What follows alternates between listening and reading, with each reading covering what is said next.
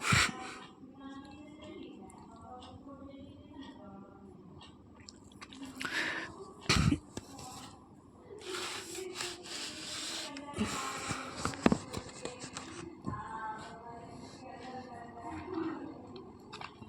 हम आप लोग के कमेंट के ऊपर इकोनॉमिक्स का प्रैक्टिस सेट लेके आ गए हैं। तो hello everyone, welcome back to channel. तो आप लोग का कमेंट था कि सर इकोनॉमिक्स का प्रैक्टिस सेट करवाइए। 100 क्वेश्चन लेके आए, मोस्टली इंपॉर्टेंट क्वेश्चन है, सारे क्वेश्चन इंपॉर्टेंट है। प्रैक्टिस सेट, इससे आप लोग अपने आप को जज कर सकते हैं कि आप लोग का एग्जाम में कितना नंबर आ सकता है। चीट वगैरह कहीं से भी नहीं कीजिएगा। तो चलिए हम देखना स्टार्ट करते हैं। किसने कहा कि अर्थशास्त्र धन का विज्ञान है? ये किसने कहा था कि अर्थशास्त्र धन का विज्ञान है? अगर आप लोग से इकोनॉमिक्स का अगर अर्थशास्त्र का परिभाषा भी पूछे तो आप लोग लिख सकते हैं कि अर्थशास्त्र धन का विज्ञान है। ये जो है एडम स्मिथ जो है यही कहे थे कि अर्थशास्त्र जो है वो धन का विज्ञान है। तो इसका फर्स्ट का राइट आंसर सी होगा, एडम स्मिथ। ठीक है, चलिए आप लोग अगर जी जान लगा दीजिए, समय बहुत ही कम बचा हुआ है, उसके बाद तो मस्ती ही मस्ती है। वेस्ट अर्थशास्त्र में निम्न में से किसका अध्ययन किया जाता है? वेस्ट अर्थशास्त्र में निम्न में से किसका अध्ययन किया? व्यक्तिगत परिवार, व्यक्तिगत फर्म, व्यक्तिगत उद्योग या इनमें से सभी? तो इसका राइट आंसर क्या होगा? आप सभी जानते होंगे, वेस्ट अर्थशास्त्र पढ़े होंगे अच्छे से। इस पर वीडियो अपलोड है, micro economics and macro economics definition एकदम अच्छा से एक एक कॉन्सेप्ट क्लियर करके अपलोड किया गया। इसलिए इसका आंसर आप लोग खुद से कीजिएगा या इसका आंसर हम बतला दें। तो इसका आंसर जो होगा ना, इनमें से सभी। ठीक है, इनमें से सभी। चलिए 3 का राइट आंसर, 3 का क्या होगा? अर्थशास्त्र की विषय वस्तु का अध्ययन किन शाखाओं के अंतर्गत किया जाता है? अर्थशास्त्र की विषय वस्तु का अध्ययन किन शाखाओं के अंतर्गत किया जाता है? व्यष्टि अर्थशास्त्र, समष्टि अर्थशास्त्र, उपरोक्त दोनों या उपरोक्त में से कोई नहीं। तो 3 का राइट आंसर क्या होगा? तो इसका राइट आंसर होगा उपरोक्त दोनों, सी इज द राइट आंसर होगा। चलिए क्वेश्चन नंबर 4 देखते हैं कि निम्न अर्थशास्त्र में से कौन कल्याणवादी विचारधारा के नहीं है? कौन कल्याणवादी विचारधारा के नहीं है? जेबी से, मार्शल, पिगू या कैन है? तो इसका राइट आंसर होगा ना, वो होगा जेबी से। कौन होगा? ये तीनों है और ये जेबी से, ये भी है, ये भी है और ये भी है, लेकिन जेबी से जो है वो नहीं है। चलिए हम क्वेश्चन नंबर 5 देखते हैं कि किसने कहा अर्थशास्त्र कभी वास्तविक विज्ञान होता है और कभी आदर्श विज्ञान होता है? एकदम वेरी इंपॉर्टेंट है। तो ये जो है ना फ्रेडमैन जी कहे थे। कौन कहे थे? फ्रेडमैन जी कहे थे। ईवी नहीं कहा था, ईवी नहीं। तो इसका राइट आंसर क्या होगा? फ्रेडमैन ही कहे थे कि अर्थशास्त्र कभी वास्तविक विज्ञान तो कभी आदर्श विज्ञान होता है। चलिए क्वेश्चन नंबर 6 है मेरा। साधनों के स्वामित्व के आधार पर अर्थव्यवस्थाएं होती है, केंद्रीकृत, योजनाबद्ध या बाजार अर्थव्यवस्था या मिश्रित अर्थव्यवस्था, उपयुक्त सभी। तो इसका राइट आंसर क्या होगा? उपयुक्त सभी होगा, D is the right answer. क्या इसका सही होगा? उपयुक्त सभी। चलिए क्वेश्चन नंबर 7 देखते हैं।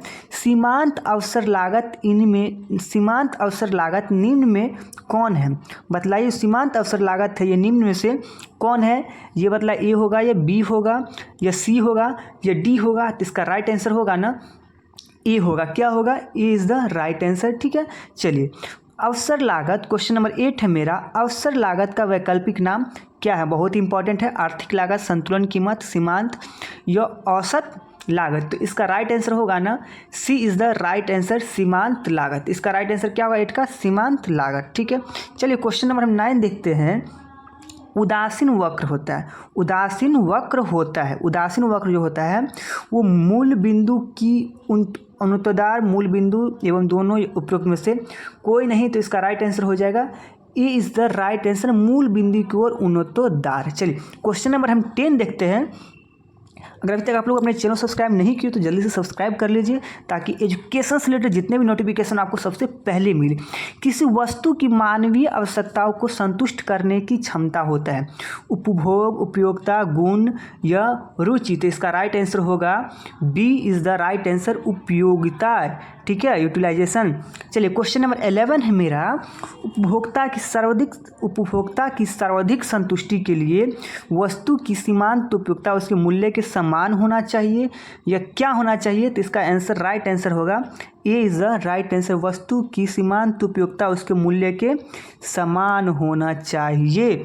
चलिए क्वेश्चन नंबर मेरा 12 है, जब सीमांत उपयोगिता ऋणात्मक होती है तब कुल उपयोगिता अधिकतम होती है, घटने लगती है, घटती दर से बढ़ती है या इनमें से कोई नहीं। तो इसका राइट आंसर होगा ना घटने लगती है। क्या होगा? घटने लगती है सीमांत उपयोगिता। चलिए मांग एवं वस्तु, एक वस्तु की मांग वक्र डी खिसक कर डी हो जाती है। क्या लिख दिया है? हो जाती है। खिसकाव के कारण क्या है? तो इसका राइट आंसर आप लोग हम बतला देते हैं कि इसका राइट आंसर होगा सी, प्रतिस्थापन वस्तु की कीमत बढ़ना हो सकती है। क्वेश्चन नंबर 14 है मेरा। चलो बाबू एंजॉय भी कीजिएगा, साथ में पढ़ाई भी कीजिएगा। पेट्रोल की कीमत बढ़ जाने पर कार का मांग वक्र खिसक जाता है, दाईं तरफ, ऊपर की ओर, बाईं तरफ या नीचे की ओर। किस तरफ खिसक जाती है? तो बाईं तरफ खिसक जाती है। सी इज़ द राइट आंसर। चलिए क्वेश्चन नंबर 15 है, निम्नलिखित में से कौन सी पूरक वस्तु है? चाय तथा कॉफ़ी, कोक तथा पेप्सी, चावल तथा गेहूं या इनमें से कोई नहीं। तो इसका राइट आंसर होगा इनमें से कोई नहीं, एक दूसरे का पूरक वस्तु, इनमें से कोई नहीं। 15 का राइट आंसर क्या हो जाए? डी, इनमें से कोई नहीं। ठीक है, चाय तथा कॉफ़ी, कोक तथा पेप्सी, चावल तथा गेहूं। मांग में विस्तार का कारण क्या होता है? मांग में विस्तार का कारण क्या होता है? दी हुई कीमत ऊंची हो जाना, दी हुई वस्तु कीमत गिर जाना, स्थापन वस्तु की ऊंची हो जाना या पूरक वस्तु की मांग गिर जाना। तो इसका राइट आंसर होगा दी हुई वस्तु की कीमत गिर जाना। B is the right answer. इसका राइट आंसर क्या होगा? बी होगा। चलिए क्वेश्चन नंबर 17 है मेरा, मांग की लोच कितने प्रकार की होती है? मांग की जो लोच है वो कितने प्रकार की होती है? तो मांग की लोच जो है ना वो 5 प्रकार की होती है। कितने प्रकार की होती है? 5 प्रकार की होती है। ठीक है, चलिए क्वेश्चन 18 है, आवश्यक वस्तुओं की मांग की लोच होती है शून्य, असीमित, इकाई से अधिक या इनमें से कोई नहीं। तो ये जो होता है ना शून्य होता है। क्या होता है? शून्य। मांग की कीमत लोच से अभिप्राय, मांग की कीमत लोच से अभिप्राय है कीमत के परिवर्तन कारण मांग में परिवर्तन, मांग में परिवर्तन, वास्तविक आय में परिवर्तन, कीमत में परिवर्तन। तो 19 का राइट आंसर होगा ए, कीमत में परिवर्तन कारण मांग में परिवर्तन। चलिए क्वेश्चन 19 है। 20 देखते हैं क्वेश्चन नंबर कि यदि किसी वस्तु के मूल्य 40% परिवर्तन कारण मांग में 60% परिवर्तन हो तो मांग की लोच 0.5, -1.5, 1 या 0। तो इसका राइट आंसर होगा -1.5। चलिए एक रिजु रेखा मांग वक्र के मध्य बिंदु पर मांग की लोच है शून्य होगी, इकाई होगी, अनंत होगी। आप लोग कमेंट करके बताइए कि आप लोग कितना सही हो रहा है। अगर सही नहीं हो रहा तो आप लोग पूरा वीडियो लास्ट तक बने रहिए, ठीक है ना, क्योंकि इसमें से फिक्स है कि आप लोग इससे 20 से 25 क्वेश्चन इससे तो आप लोग का आएगा ही। तो इसका राइट आंसर चलिए हम देखते हैं 21 का जो है उसका राइट आंसर मेरा क्या होगा? तो इकाई होगी। क्या होगी? इकाई होगी। जब औसत उत्पाद एपी अधिकतम होता है तब सीमित उत्पाद क्या होता है? मार्जिनल प्रोडक्ट होता है। तो इसका औसत उत्पाद के समान होता है, औसत उत्पाद से कम होता है, औसत उत्पाद से अधिक होता है, उपयुक्त में से कोई नहीं। तो इसका राइट आंसर होगा औसत उत्पाद के समान होता है। A is the right answer. चलिए निम्नलिखित में कौन उत्पत्ति का साधन नहीं है? निम्नलिखित में कौन उत्पत्ति का साधन नहीं है? भूमि, श्रम, ये सभी है, लेकिन ये जो है ना मुद्रा नहीं, ये सॉरी ये होगा, ये होगा, ये होगा, लेकिन ये नहीं होगा। क्या होगा? निम्नलिखित तो कौन उत्पत्ति का साधन नहीं है? तो मुद्रा। निम्न में कौन उत्पादन फलन को व्यक्त करता है? उत्पादन फलन को व्यक्त करता है। तो ये जो है ना Q = FC, ये B is the right answer. चलिए क्वेश्चन 25 देखते हैं हम। निम्नलिखित चित्र प्रदर्शित करता है। ये जो चित्र है साइड में आप लोग देख रहे हैं, ये चित्र क्या प्रदर्शित करता है? कुल स्थिर लागत, कुल परिवर्तनशील लागत या कुल लागत या इनमें से कोई नहीं। तो इसका राइट आंसर क्या हो जाएगा? कुल परिवर्तनशील लागत। B is the right answer. क्या होगा इसका right answer? B is the right answer. चलिए क्वेश्चन नंबर 26 है मेरा, औसत लागत वक्र का आकार होता है। औसत लागत वक्र का आकार जो होता है वो कैसा होता है? औसत लागत लागत वक्र का आकार होता है यू अक्षर का समकोणीय अति परलेव जैसा, एक्स अक्ष के समांतर, इनमें से कोई नहीं। तो इसका राइट आंसर होगा A is the right answer. चलिए क्वेश्चन नंबर हम देखते हैं 27। औसत स्थिर लागत वक्र है। औसत स्थिर लागत वक्र, सबका हम आंसर ही बतला देते हैं। इसका राइट आंसर होगा गिरता है जब अधिक मात्रा उत्पादन किया जाता है तब औसत स्थिर लागत वक्र होता है। चलिए क्वेश्चन 28 है मेरा, निम्नलिखित में कौन से सीमांत लागत की गणना के लिए सूत्र सही है? तो इसका सूत्र जो सही है ना, ये डी वाला जो है ना सूत्र वो सही है, डी वाला सूत्र सही है। चलिए, एकाधिकार एवं एकाधिकारी प्रतियोगिता में होता है, ए होगा, बी होगा, सी होगा या डी होगा, इसमें से कौन सा होगा? तो आप लोग बतलाइए कि इसमें से क्या होगा। तो सी होना चाहिए, नहीं बी होगा। क्या होगा इसका राइट आंसर? बी, ए ग्रेटर देन एम आर, मतलब मार्जिनल। चलिए क्वेश्चन नंबर 30 देखते हैं, निम्नलिखित में कौन सा कथन सही? औसत लागत ए और कीमत एक है, या औसत आगम रेखा मांग रेखा, या ए बी दोनों, या इनमें से कोई नहीं। तो 30 का राइट आंसर होगा आपका सी इज़ द राइट आंसर होगा।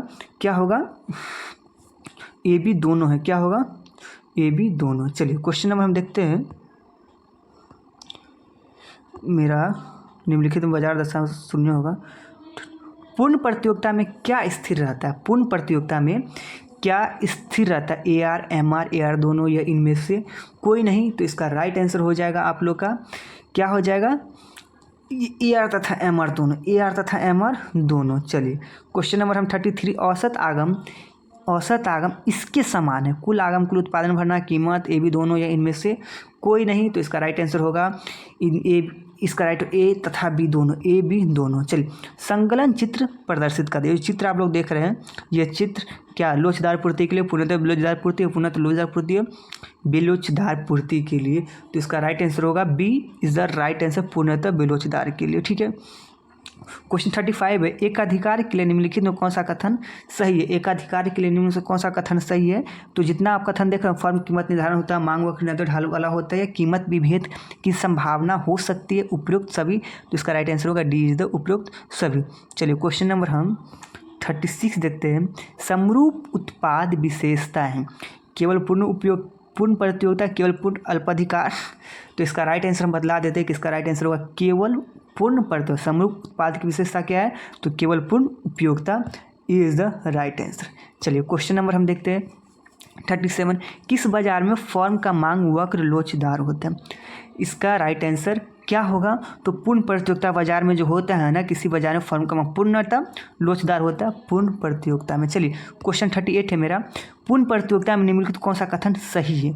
कौन सा कथन सही है? तो इसमें आप जितने सारे कथन देख रहे हैं, फर्म की कीमत प्राप्त करता होता है, कीमत निर्धारण नहीं, तो ये जितने कथन देख रहे हैं सभी कथन इसका सही होगा, तो उपयुक्त सभी कर दिया आंसर। चलिए ठीक है, 39, विशुद्ध प्रतियोगिता का निम्नलिखित में कौन सा लक्षण है? बाजार का पूर्ण ज्ञान, साधनों की पूर्ण गतिशीलता, उत्पाद की एकरूपता, या उपयुक्त सभी। तो इसका भी आप लोग आराम से आंसर कर। देखिए इकोनॉमिक्स का ना एक ट्रिक है कि अगर डी ऑप्शन रहे तो आप लोग आंख बंद करके डी टिक कर दिया कीजिए, ये 90% चांसेस आपका सही होगा।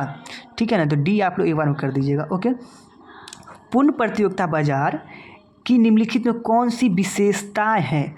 तो 40 है, तो इसका आंसर आप लोग कमेंट करके बतलाना। ठीक है, क्या होगा इसका? पहले आपको हिंट हम दे चुके हैं कि इसका सही आंसर क्या होता है अगर इनमें से उपयुक्त सभी दिया रहे तो। बाजार मूल्यों को परिभाषित किया जाता है, अल्पकालीन बाजार, दीर्घकालीन बाजार, अति दीर्घकालीन बाजार, या इनमें से सभी। तो इसका भी आप लोग डी नहीं करके कीजिएगा, इसका अल्पकालीन बाजार कीजिएगा। इसका क्या कीजिएगा? इज द राइट आंसर, अल्पकालीन बाजार। पूर्ण प्रतियोगिता में फर्म कीमत निर्धारक होती है, कीमत को ग्रहण करती है, ए बी दोनों, या इनमें से कोई नहीं। तो इसका राइट आंसर होगा बी, कीमत को ग्रहण करती है। चलिए, मार्शल ने पूर्ति के आधार पर उत्पादन समय को कितनी अवधियों में बांटा है? 2, 3, 4 या 7। तो इसका राइट आंसर हो जाएगा आपका 3। क्या हो जाएगा? 3 इज द राइट आंसर। मांग में परिवर्तन को निम्नलिखित में कौन से कारण? उपभोक्ता की आय में परिवर्तन, संबंधित वस्तुओं की कीमत में परिवर्तन, जनसंख्या वृद्धि, या उपयुक्त सभी। तो इसका पहले आप लोग बता चुके, इसका राइट आंसर क्या होगा? D is the right answer. चलिए ठीक है, क्वेश्चन नंबर हम देखते हैं, निम्नलिखित में कौन सा कथन सही है? निम्नलिखित में से पूछ रहा है, कथन पूछ रहा है कि कथन कौन सा कथन सही है? तो देखिए पहला भी कथन सही है और दूसरा भी कथन सही है, तो इसका राइट आंसर हो जाएगा सी। क्या हो जाएगा? See the right answer. 46 है कि सीमांत उपयोगिता निम्न नियम के अनुसार उपभोक्ता के संतुलन की शर्त है। तो इसका भी राइट आंसर आपका हो जाएगा सी ही, इसका राइट आंसर हो जाएगा, क्योंकि पहला भी हो जाएगा और दूसरा भी हो जाएगा। चलिए क्वेश्चन नंबर हम 47 देखते हैं कि मार्शल के अनुसार किसी वस्तु की उपयोगिता को मुद्रा में मापा जा सकता है, मुद्रा में नहीं मापा जा सकता, संख्यात्मक रूप में मापा जा सकता है, ये भी दोनों। ये मार्शल के अनुसार बहुत ही एकदम खतरनाक दिमाग के आदमी थे, ठीक है ना। तो इसका राइट आंसर होगा डी होगा, ए सी दोनों के द्वारा किया जा सकता है। किसके द्वारा? एसी के द्वारा, ठीक है ना।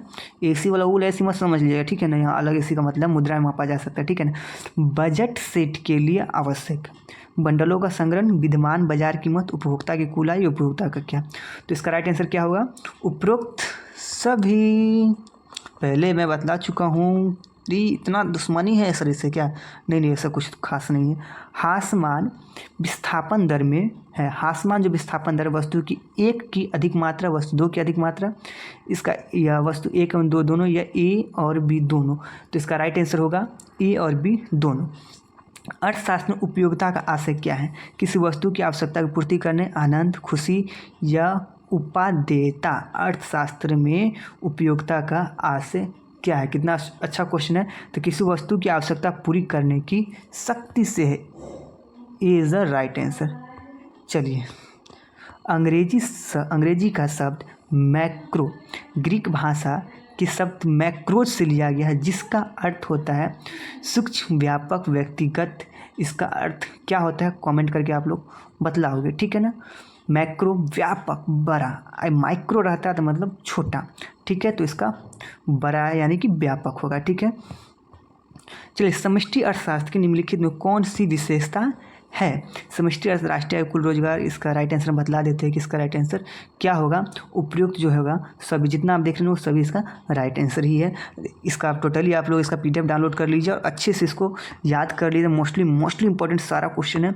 इसका PDF कहाँ मिलेगा? आपको अपने टेलीग्राम चैनल पर मिल जाएगा और यहाँ इसका आंसर है। आप लोग जल्दी से इसका PDF डाउनलोड कीजिए और दिन रात मेहनत कीजिए, समय ही बहुत कम है। आई होप आप लोग अच्छे समझ में आ गए। कहीं कुछ दिक्कत है, प्रॉब्लम है, कमेंट कीजिए।